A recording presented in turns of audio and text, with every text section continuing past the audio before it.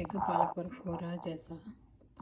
ముందు ఆనియన్స్ వేసుకొని ఆయిల్లో వేగిన తర్వాత ఎగ్స్ వేసుకుని అవి కూడా బాగా వేగాక అందులో ఉప్పు, కారం, పసుపు, గరం మసాలా, అల్లం వెల్లుల్లి పేస్ట్ వేసి బాగా వేగాక పాలకూర వేస్తా. అది కూడా బాగా వేగిన తర్వాత కొంచెం టమాటా అంతా వేసి బాగా వేగిపోయాక పాలకూర ఎగ్ ఫ్రై రెడీ అయింది.